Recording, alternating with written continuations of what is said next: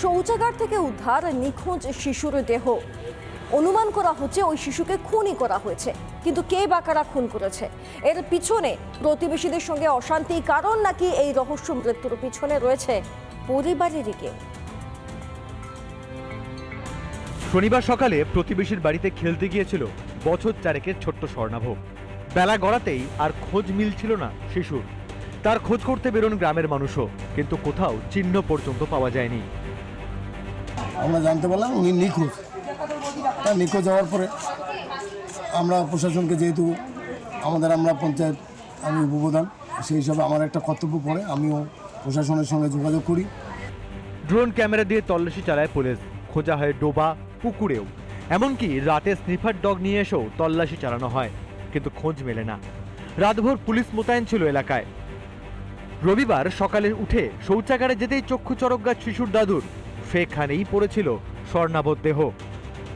বাথরুমে ঢোকেনি, পুরো বলে কি বাচ্চা কার, এই বাচ্চা কার, এইগুলো মেরে এইগুলো কিছু রাখেনি, পুরো নীল হয়ে গেছে।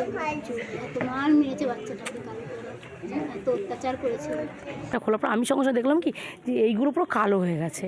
তার নিশ্চয়ই তাকে মারা হয়েছে, ওইটু দুধের শিশুকে। আর মারা হয়েছে মানে খুব ফর্সা ছেলেটা, যার করে মারা হয়েছে, এগুলো কালো স্পট, ব্ল্যাক স্পট হয়ে গেছে। করে তখন দেখছি এইখানটা এরকম করে কালো সিটে একদম দাগ পড়ে গেছে। তার নিশ্চয়ই ওকে মার্ডার করা হয়েছে, প্রাণব্যাপী কাজ হয়েছে। অথচ এই শৌচাগারেই শনিবার পুলিশ তল্লাশি চালায়, তখনও খোঁজ মেলেনি শিশুর।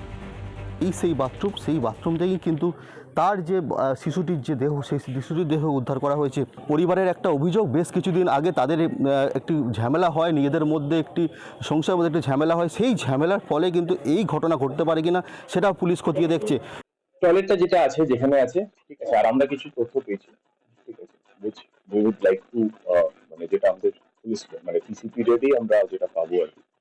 তো এটা আমাদের ইনভেস্টিগেশনই বেরোবে আর কি। যেটা ঘটনায় নিহত শিশুর ঠাকুমা, দাদু শম্ভু সাহা ও জেঠিমা টুম্পা সাহাকে আটক করেছে পুলিশ। হুগলি থেকে সুজিত গৌর, রিপাবলিক বাংলা। জেল মুক্তির পর অনুব্রত মমতা মুখোমুখি। আগামীকাল কালীঘাটের বৈঠকে ডাক পেলেন অনুব্রত মণ্ডল। কলকাতায় তৃণমূলের কর্মসমিতির বৈঠকে ডাক পেল না বীরভূমের কোর কমিটি। ডাক না পেলেও কলকাতায় থাকবেন বীরভূমের কোর কমিটির সদস্যরা। বীরভূমের প্রতিনিধি হিসেবে থাকছেন অনুব্রত মণ্ডল। তৃণমূলের জাতীয় স্তরে গুরুত্ব বাড়ছে তাহলে কেষ্টর। তৃণমূলের বৈঠকে ডাক পাননি সাংসদ সুখেন্দু শেখর রায়। প্রসঙ্গত মনে করা হচ্ছে আরজিকর কাণ্ডের পর মুখ খুলেছিলেন সুখেন্দু শেখর রায়, সেই কারণবশতই আজকে ডাক পেলেন না তিনি জাতীয় কমিটির বৈঠকে।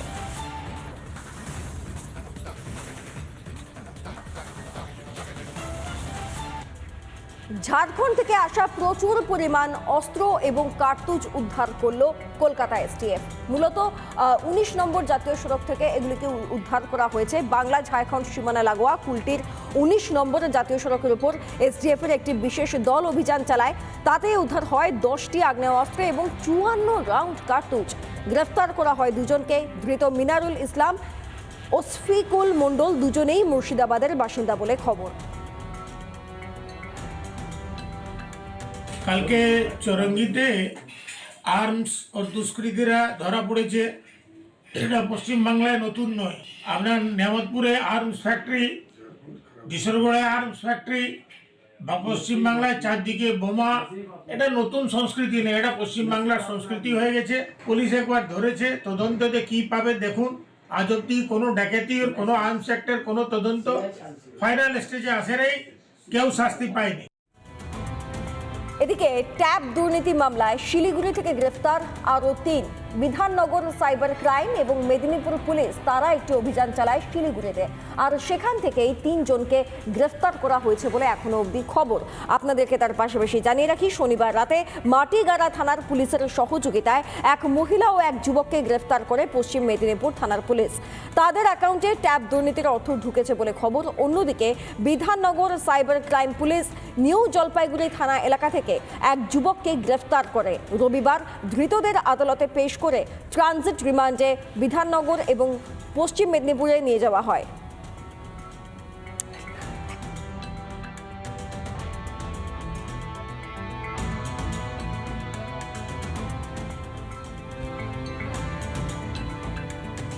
পঞ্চায়েত প্রধানের বিরুদ্ধে একের পর এক ক্ষোভের চোটে পঞ্চায়েত প্রধান এলাকা ছেড়ে পালিয়ে গিয়েছেন। এদিকে 12 মাস জল জমে থাকে হাওড়ার বাঁকড়ায়, আর সেই সমস্যার কারণেই বিক্ষোভ দেখিয়েছিলেন সাধারণ মানুষ। দেখুন অবস্থা।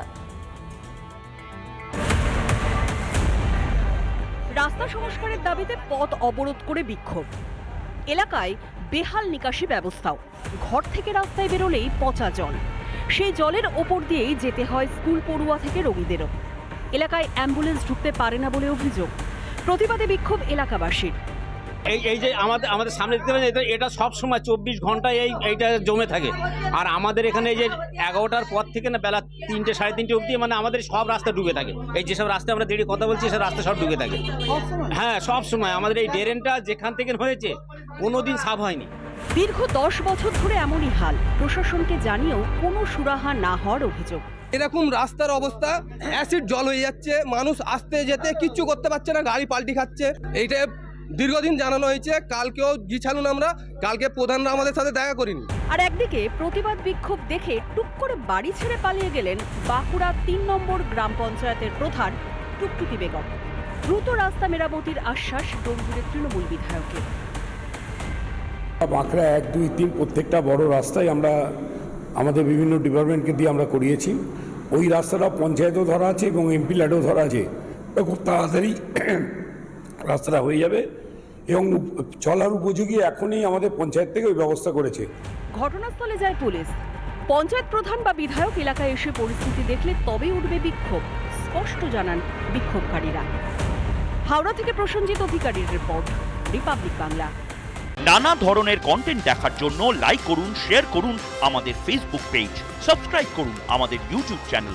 পাশাপাশি অন্যান্য ব্রেকিং নিউজের জন্য অবশ্যই চোখ রাখুন রিপাবলিক বাংলায়।